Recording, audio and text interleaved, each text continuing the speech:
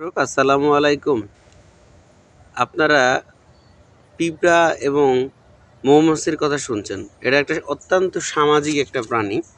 তো এই যে আপনারা দেখতে পাচ্ছেন যে পিঁপড়াগুলো অতি দ্রুততার সাথে তাদের ডিমগুলো মুখে করে নিয়ে এক জায়গায় থেকে আরেক জায়গায় স্থানান্তরিত হইতেছে।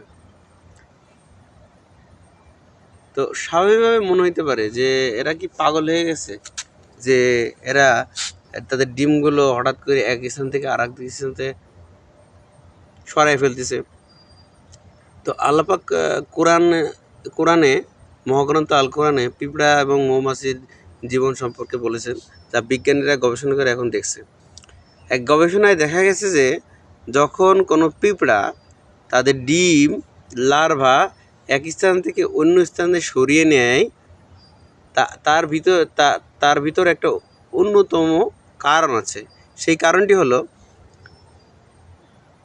যখন কোনো পিঁপড়া এরকমটি করে তখন বুঝতে হবে যে খুব অনতিবিলম্বে বৃষ্টি হবে। তো বৃষ্টিতে যাতে তাদের ডিম এবং এই লার্ভাগুলো নষ্ট না হয়ে যায়, তাই তারা সুরক্ষিত করার জন্য এই পিঁপড়াগুলো তাদের ডিম এবং লার্ভাগুলোকে তারা এক স্থান থেকে অন্য স্থানে সরাই নিয়ে যায়।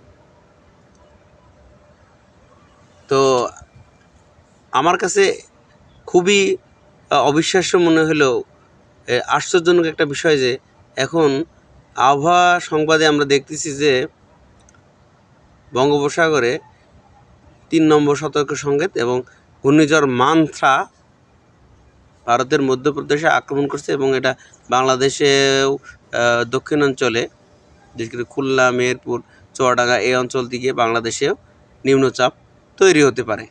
তো এইটা আমরা হয়তো বা টিভিতে বা রেডিওতে শুনছি, কিন্তু এরা কোথায় থেকে এই নিউজটা পাইলো? এদের কাছে তো টিভি নাই, মোবাইল নাই, রেডিও নাই।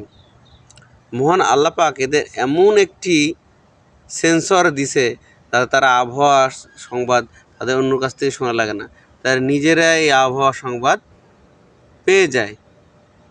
আলহামদুলিল্লাহ রাব্বিল আলামিন, আলহামদুলিল্লাহ রাব্বিল আলামিন। মহান আল্লাহ পাকের দরবারে লাখ লাখ শুকরিয়া যে মহান আল্লাহ পাকের সৃষ্টি কতই না সুমহান।